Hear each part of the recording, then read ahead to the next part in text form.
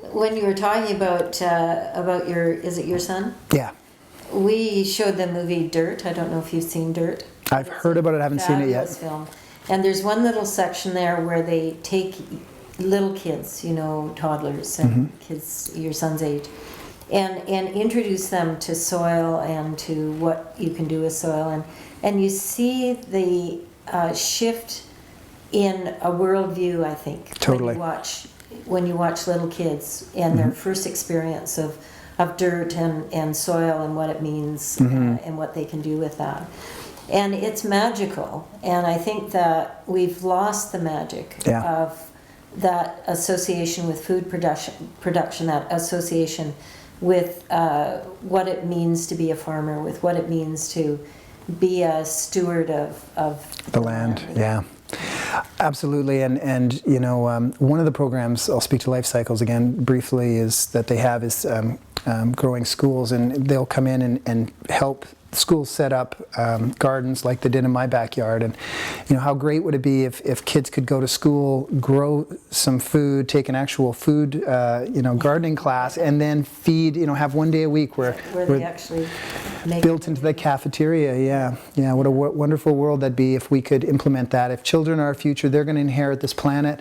If we're not going to fix all the problems, if we had programs like that, there'd be a greater likelihood that they would grow into adults that really could connect. Yeah. Again, when I was on Esquimalt Council, we were looking at community gardens, and for some reason it was a controversial thing, which is kind of bizarre because it should just be a no-brainer. And we wanted to do a community garden in association with the local high school. And the school board was resistant to a garden on their property, so we were looking at parkland. Do you think that is shifting? Do you think that there is an openness in the institutional world to look at how we could do things like food production as part of an educational program? It's coming around. I've seen UVic do a 180 in the last 2 years. They aren't growing food yet. The students are hammering, saying we want to. They've got fallow fields. As a matter of fact, they have an orchard that's just laying there to waste, and the students are saying, give us that. So it'll come. There's pressure, and when there's pressure, there's compromise and there's openness. And one thing that they are doing is saying to their vendors, they're choosing a greater percentage of local vendors, and they're saying, we want it to be local. So that's exciting. And that's a shift, because I was on a local food committee with the Capital Regional District Food Security Organization.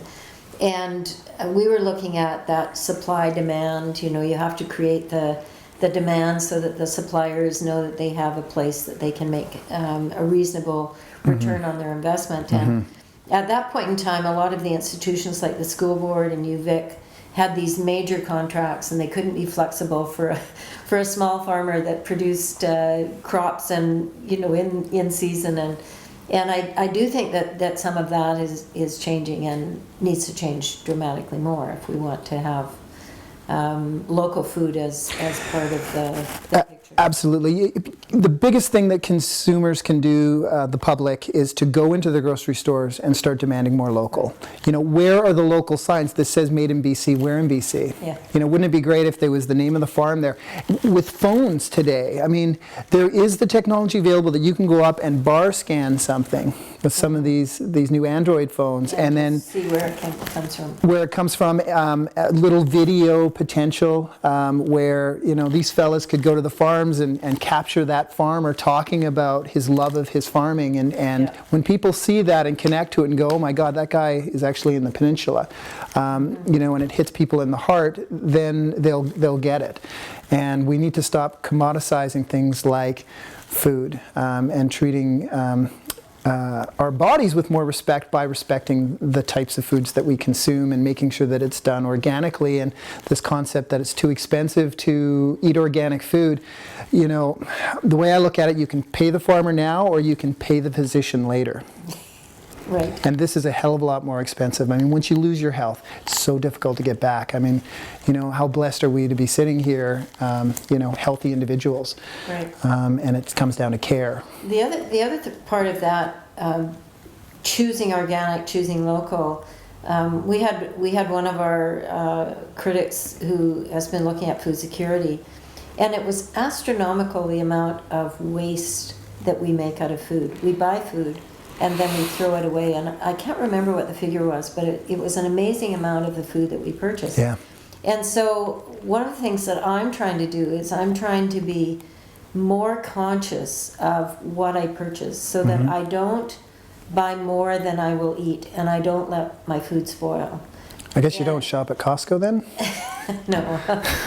Oh, I have to tell you, I've been there. But that whole orientation to bigness, Yeah. we need to bring back that. That's what's so wonderful about the farmers markets and the gardens, and Absolutely. You're doing a market even through the winter. Yep, we sure are. Where you can go and you can say, okay, that's fresh and that's local, and that would make a great meal for this week. That's right. We have a lot to learn from, say, European cultures, you know, and most places in the world where markets are thriving, and it's a place of social capital as well. Like, not only can we go down every day or every other day and pick up what we need, and it's fresh and it's healthy and it's there, but it's also a place where people get together and talk about their issues and their neighbors, and they come together. And, you know, supermarkets are sterile places that are devoid in divorce. You know, you don't talk to people generally, you choose to look at magazines.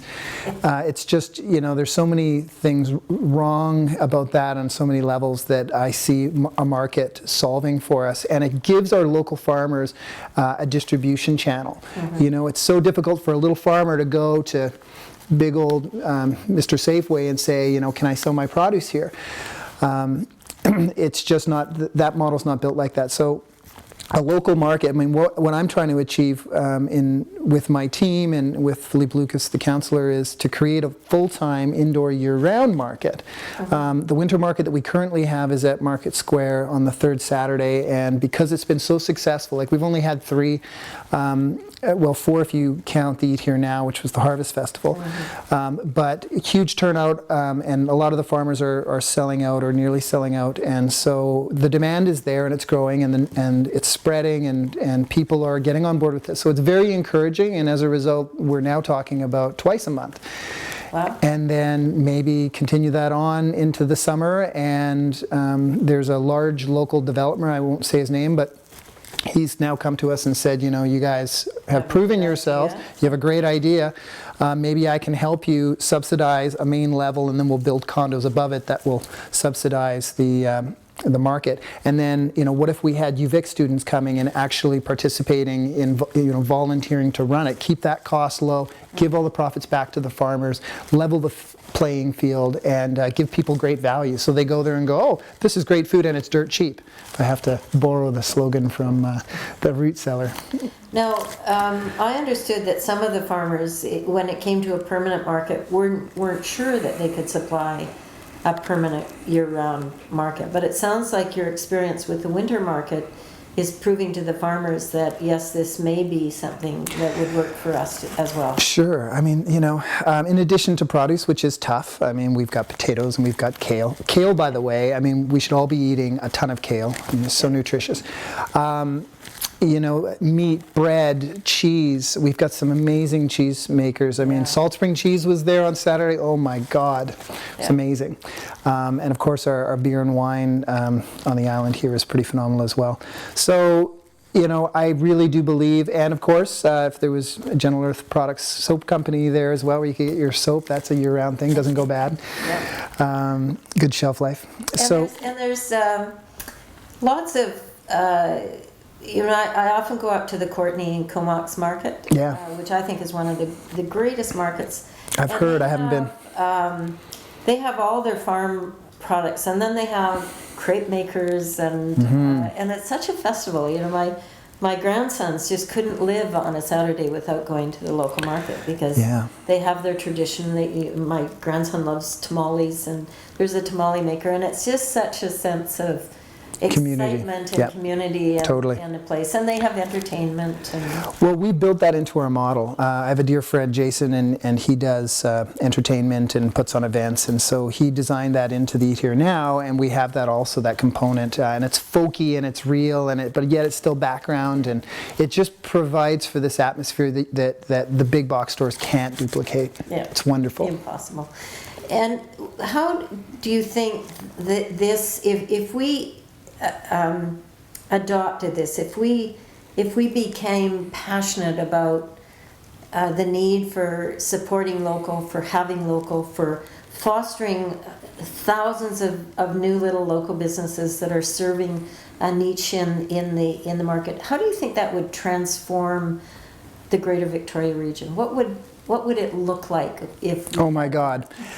First of all, people would be doing what they love to do. And if they had a boss that worked for a big corporation that stuck them in a cubicle, they could sit there and go, you know what, I could be doing better things with my time, and they would find what they were passionate about, they would do it, they'd live a much happier life, I believe. What I do is hard work, and my wife and I dedicate a lot of hours to it, but we love the people we work with, we love our customers, and bottom line, I wouldn't trade it for the world. Mm-hmm. And I want a world that my son can be free in and healthy in, and that's why I'm doing it. Mm-hmm. So yeah, I think that if people embraced their passion and started their own little businesses, we're more free to do that, then we'd have a healthier economy, we'd have a healthier community, we'd have a healthier planet. And bottom line is, we're not numbers in a great machine. We're creative individuals, and we need to find that and express that. And we need to be healthy to do that. And that's why all of this ties together. Yeah.